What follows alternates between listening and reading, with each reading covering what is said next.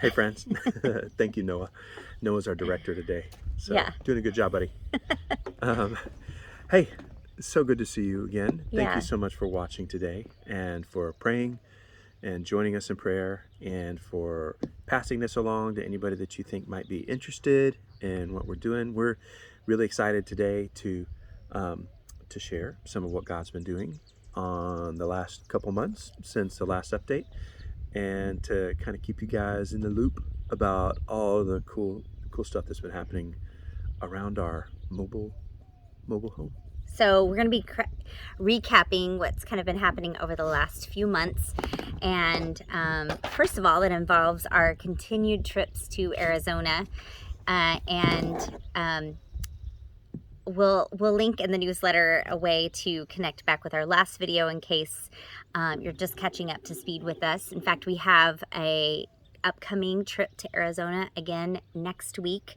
We have appointments for the whole family on Wednesday, and so we're kind of at a crossroads with that. We want to talk with the dental staff about our future trips there, because definitely with the cost of fuel changing, since we have been doing these trips every 6 to lately they've become 8 weeks for the last year, it is becoming quite the challenge, especially with the combined fuel costs now. So we're going to be asking them about what the future looks like with that, because we would like to finish those trip. We like to Yes. be done with all of that. But flash forward or flash back. Forward from last time, backward from this time. Yeah. So if you flash around, so I had just a boy trip a few weeks ago.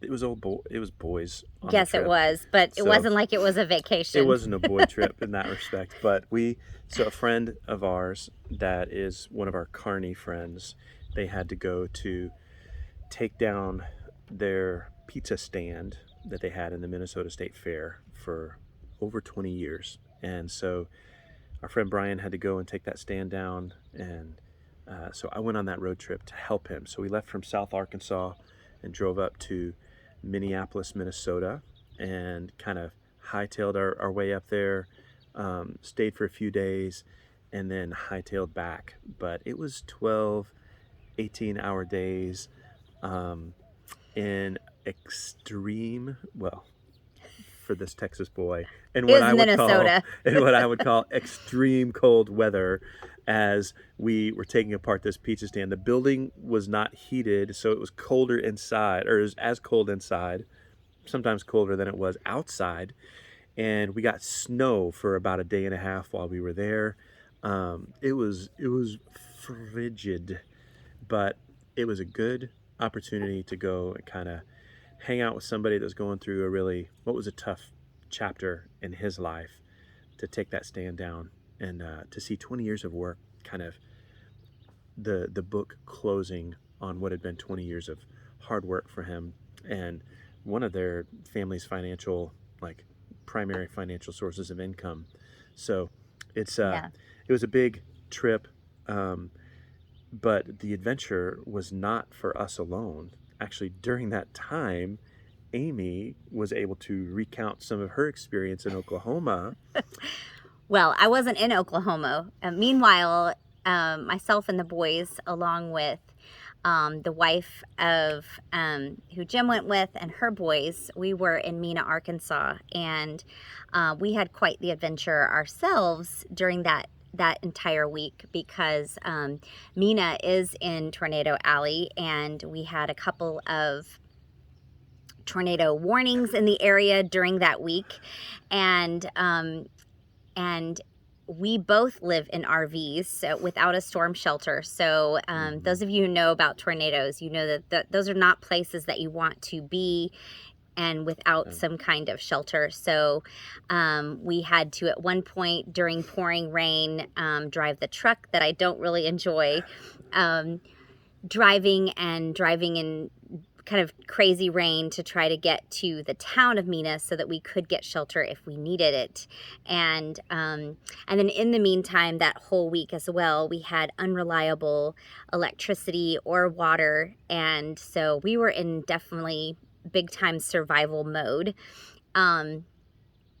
But that whole time in Mina, Arkansas, we were there on 82 acres. And do you want to tell a little bit about our time there? Yeah, so our friends they bought 82 acres in the middle of Mina. Or outside of Mina, which in the middle of nowhere is kind of where I was going with that. So it's 82 acres. That's all kind of mountainous terrain and beautiful trees and just all kinds of vegetation and wildlife and insects and bugs and all of the things. And so we got to stay with them for a couple months and help as they were setting up their homestead. So they're building out a homestead with pigs, chickens, guineas. If you don't know what a guinea is, you need to check it out. Those guys are amazing and fun to watch, and they eat all of the ticks and bugs that you don't like. And so we were there helping them get set up with their property, building out their solar panels, setting up their animals, feeding and watering them, and taking care of their property, building raised gardens, beds for raised gardens. You can see some pictures of that here in the newsletter. Yeah. So it was really, we learned a ton and got to experience a ton of homesteading, and then see a bunch of things that we would say, I would do that different, but then a bunch of things that we were like, that's really a great idea. Right. I would copy that in a heartbeat. So yeah, even though it was a lot of work, we all learned a lot. Our boys learned basically homesteading 101. And so it was a really, we had some struggles with consistent electricity and water, but we just reminded ourselves that we are out here on the mission field to give to others and expect nothing in return. So it's you think about missions going overseas, and you eat what they put in front of you. You say thank you. You do what you can to serve. You know that you're going to be living in an environment that may not be ideal. It's not an air-conditioned 72-degree house, but those are the things that God calls you to, and so you walk where God tells you to walk, knowing that it may not be the bed of roses that you were hoping for, but that's where God has you at the time. And speaking of learning for our boys, we also got to explore Hot Springs National Park while we were there. And then as we speaking of, if you don't know, that is the birthplace of baseball spring training. So the boys enjoyed learning about that. And then as we trekked back to Texas, we got to explore the Waco Mammoth National Monument as well. So that was really great, and love that our boys continue to are independent thinkers and ask really critical questions. So we love that, right? Yeah. But there was another really cool story about what happened, or interesting story what happened while we were in Waco as well. Yeah, so we found a restaurant that just sounded really neat, and we decided to go downtown and stayed at this restaurant because we had to go down there anyways. So we were downtown Waco, not in the nicer part of town, and we're sitting there. Family is in there eating a meal, and well, we were eating at a restaurant that is a ministry itself. Yeah, it's a restaurant that's a ministry in kind of downtown Waco. Yeah. And as we were sitting there eating our meal, there was a gentleman that came in who was begging for food, basically. And I talked to the waiter and asked about buying this guy food, and he said, we try to keep people from coming in and asking the people that are at the restaurant to buy food. Says, if you feel led to, I'm not going to tell you no. And so we've got a bee in here. Hello, bee. Hey, we're recording a video. Come back later. And so so I sat down and talked to him for a little bit and told him that the waiter didn't want us to buy food. And I said, this bee really likes us right now. We're delicious. And said that and I said I wasn't comfortable giving him money, but I could buy groceries for him if he'd like. And there was a grocery store across the street. So I went through the process of talking to him and buying him groceries and praying over him, came to find out that he's been taking medication for the last 30 years because he hears voices in his head. And so saw that it was a demon-possessed man that we had the opportunity to pray for and to minister to and to provide for some food for him. So it was a good experience for us, a good learning experience for the boys, kind of talking through that whole process. But it was a reminder that the interruptions are often where the ministry happens. Yeah, and we have two really cool praises to share about. The first one is about the airway appliances that our boys have been using in our trips to Arizona. And I think last time we mentioned to you guys that Noah was needing a second airway appliance to continue to expand, and we weren't sure how that was going to be provided for. And last time at our appointment, I don't know if we somehow prepaid for it or what happened, but he was fitted and we didn't have a cost, and so we just didn't take any extra questions about it. We just thanked God for his provision with Noah's second appliance, as his airway is the most compromised of the three boys. And so we're so thankful that we're continuing to be able to expand his, and so thankful for God's provision in that. And then God provided again when we had our blowout on the way here. Yeah, so here is actually Jim's parents' my house. parents is right there.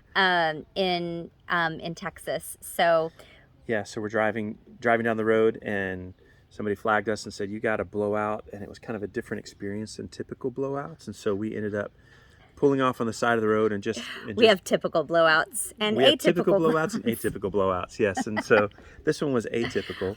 So pulled off the side of the road and went out to go try to change it. And I've got all the tools. I mean, we've done this before. And so went to change it and start to try to take the lug nuts off. And one of them is a metric instead of being, it's a different size and it's stripped. So I am not able to get this thing off. And finally this guy drives by in his pickup, and he happens to Jim, and live, all his mass is like jumping on this thing to try to get it off. Oh my and gosh, using yeah. all the other tricks and tips. Yes, I was doing everything I possibly could, and my impact wasn't strong enough to get it off, and I couldn't get it deep enough. And long story short, this guy's driving by and he stops and he's like, you guys need some help? I was like, yeah, I can't get my impact in. And he just, in his truck, had the tools that we needed. So he walks over. 30 seconds later, that lug nut is off. And so now I've got to drive 45 minutes to get to a store that closes in 30 minutes that's got the tire that we're going to use to replace the one that busted. And so they ended up staying open a little bit late so that we could get there and get taken care of. So God provided in multiple ways to try to make sure that that we were able to get that tire, put it back on the rig, and then drive to park in my parents. Yeah. Ended up getting here on a short drive day. Ended up getting here at about 10:30 at night. Yeah, but God provided so many different ways throughout that whole day, from the safe place for us to stop, which is not always the case for us, to the provision of the man who had the additional tools to help get the tire off, to the tire store staying open late, and then being able to end up at Jim's parents' house where we had some more provision. So so many ways that God provided. And even while we were here, or while we've been here, Noah has been offering, of course, to mow lawns for his grandparents, Jim's parents, while he's here, and he offered to mow the neighbor's lawn who was ill at the time. And as a thank you, she gave Noah a silver coin. And the boys were so excited. His brothers came over and were so excited to see that. And then that made her excited to share with the boys her collection, her dad's collection of all these gold and silver coins. And she let the boys pick through different gold and silver coins that they wanted. And so exciting Like especially she just said, here, y'all just take what you want. Take what you want. Especially when you know that those actually hold value other than our fiat money that does not. So that was something that was super unexpected and such another blessing. And so, yes. Yeah, it was really amazing. And so we are, speaking of amazing, we're relaunching our Jesus Zoom Room Reprised. And so this month we're going to be starting those off again on Sunday afternoons. And so check for more details and information down below. But basically it's going to be a time of gathering for community to talk about and read through the Bible and to spend some time just building community with people that you don't get to be around very often. So there are a lot of folks that we really love that live all over the country that we want to be able to spend time with and build relationships with. And this is a way that we have done it in the past that was a real blessing to us. And so we're looking forward to doing it again here, starting those off this month. So keep your eyes open for some emails and text messages coming out about that. And we'll update you when we get those launched again. Yes. And as we wrap up here, we are still continuing in our process of have become American state nationals, and we're working to continue to remove ourselves from the corrupt corporation. And in doing that, we're also helping to rescind our signatures from the fraudulent birth certificates with our boys. And if you want to know more about that and how to disconnect yourself as well, or allow yourself to become more free in who God has created you to be, please reach out to us. You'll see some of our prayer requests below. We covet your prayers very much, and we thank you so much for also even the donations that you've sent over the last few months. We continue to be very appreciative of that. There's ways on our website where you can join us in prayer support and financial donations in different ways. And so we pray that you'll read the rest of the newsletter and see what God has for you with that. We'll see you guys next time. Thank you so much. See you.